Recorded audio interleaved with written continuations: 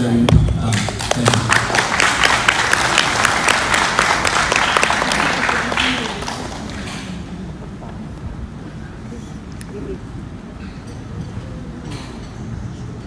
Good morning, Legal 500, my fellow general counsel, our sponsors, our esteemed speakers, and guests. I must admit that today is a highly emotional one for me, so you'll have to forgive me if I shatter the lawyers don't cry stereotype in the course of my speech this morning. It was almost 6 months ago at another Legal 500 event, which was the last time I stepped up on a podium. That night in Singapore, it was the Legal 500 GC Awards for Southeast Asia.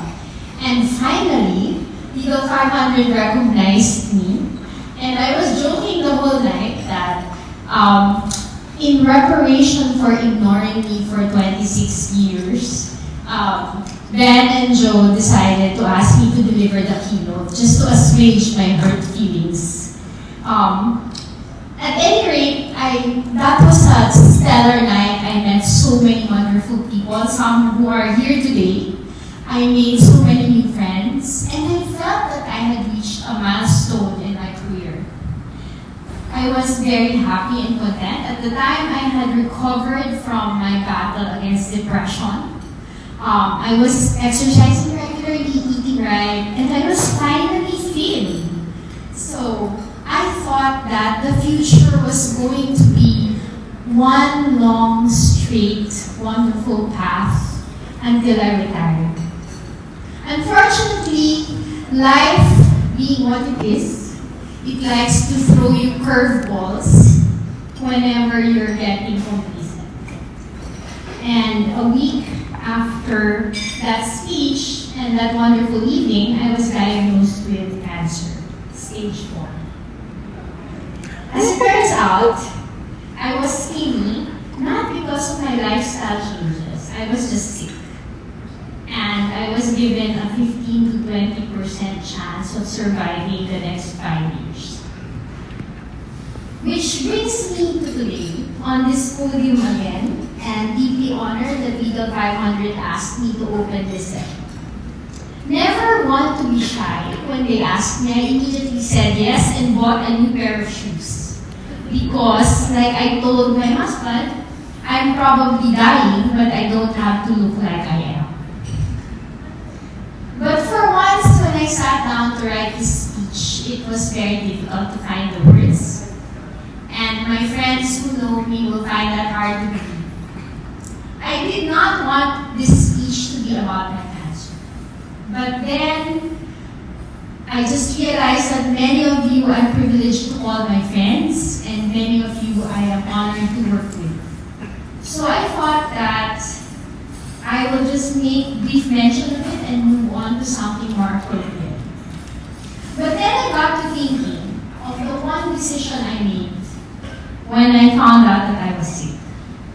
And this one decision is something that will impact not just my illness, but I think everything that I do from this point forward until the day I'm called home. And so, my speech has evolved into this, and I hope that you take away something from what I will leave you this morning. When I was told 15 to 20%, my analytical, metric-driven side immediately freaked out. And I thought, the numbers are not looking good. And I cried and raged, and I went through the 7 stages of grief, probably 6 times every day for a week. But one day I just realized no amount of crying and raging will help. So I decided that, as my favorite fictional character Gandalf said, all we have to do is to decide what to do with the time that is given us. And so I decided to live. I put on my big girl shoes and I got back out there and decided that if I have 5 years left, I'm going to make every day of those 5 years count. I will make myself not just a statistic. Because when you think about it, what are we? We are a speck. One person in a global population of 8 billion and one person in a Philippine population of 115. So I thought, what could I, as a speck, do? But think about this. Out of 115 and 500,000 Filipinos, there are approximately only 68,000 practicing lawyers. And that makes each one of you special. And if you are a woman lawyer, that makes you even rarer. If you work for a Fortune 500 company, the number of women general counsel in the Fortune 500 only numbers 43. And in the Philippines, I could not even find information on gender disparity in the big corporations. But my point is this. While we are statistics, is that all that we have to be? To this I say no. You can be more. Technology is moving at a rapid pace. It's changing the way we work. It's changing the way we live, and it's changing the world we live in. For general counsel like us, this presents challenges and legal questions that we never even imagined. When I was in law school, I never thought of the chat GPT drafting pleadings for people, or AI creating works of art, or that one day we would have to decide who owns the intellectual property on art that's created by AI. And various articles have predicted that 2023 will require each of you as general counsel to be knowledgeable in a little bit of everything, to be a jack of all trades, because there is an increasing focus on cost and an increasing focus on minimizing external counsel expense. An article in LexisNexis predicts that this year we focus more on managing costs in this inflationary environment and this economy which is still recovering from the pandemic. And this is driving up the cost of external counsel even more. But while our valued partnerships with our external counsel allows us some leeway to push back on fees, we have to accept that we need their help. And we have to be realistic in knowing that the realities of the marketplace compels external counsel to fight for talent. And talent has a cost. So what can you as general counsel do? Well, for one thing, increase your leveraging of technology so that you do not rely on external counsel for the more transactional work, but rather use them for the complex work that they do so well. And I am a big fan of technology.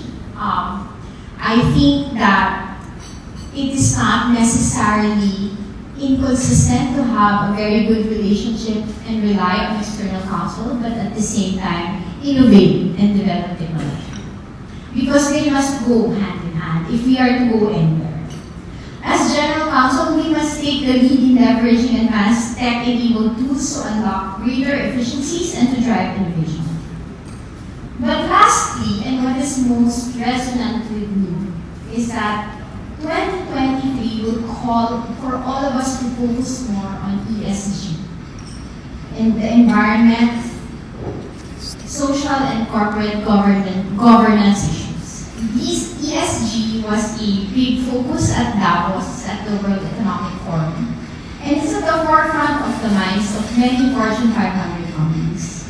And to me, this is the area where you, as General Counsel, can make a difference. As General Counsel, you are in a position to influence and help shape your company's approach to issues on inclusion and diversity, and overall corporate social responsibility. We can drive the inclusion and diversity agenda to make sure that our companies give equal opportunity to LGBTQ women, members of the PWD community, to work with us, to give them opportunities to shine, because a more diverse workplace is a more effective and a more very stronger workplace. We can influence our leadership that corporate social responsibility not just builds strong brands in the market, but ultimately, it builds a stronger and more diverse workforce, which in turn will lead to a stronger and more robust national economy. We can drive social justice by taking a stance against corruption, by requiring our partners, our suppliers, vendors, and business partners to do the same. As a general counsel, you have a seat at that table, and the corporate leadership listens to you. So I ask all of you to shamelessly use that seat at the table to drive the inclusion and diversity agenda, to make the world fairer, not just for the typical employee, but those who are marginalized, because they're the ones that need it the most. And I speak of this with a passion because, after all, I am a woman, I am Asian, I'm a person with disability, and I'm a statistic with an expiration date that's fast approaching. And if I don't manage to beat the odds, then I have a little less than 5 years to get this done. Otherwise, the half century that God has given me would be worthless. As my professional advocacy, I decided that I'm going to throw whatever little influence I have to push my company even more towards creating a culture of inclusion, diversity, and equal opportunity. I will represent women, Asians, mothers, people with disabilities, and if Congress lowers the age of senior citizens, I'm going to be a senior citizen soon. So actually, I'm thinking, should I get a 50% discount on everything? Because if you add all my discounts, it should be around 50%. But no one seems to listen. Anyway, on a personal note, since October, my advocacy has also been to ask friends and family to do early cancer testing. And I ask that of all of you today. Because it's very important, and if I am able to save just one other mother, father, sister, daughter from the same fate as I, then my battle would have been worth it. So, thank you Legal 500, to our esteemed guests, my fellow general counsel.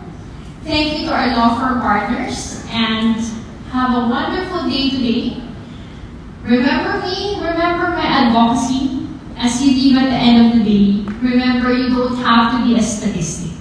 You are unique. You have the power to influence change, one small step at a time. But better if you do it in fabulous ways. Good morning.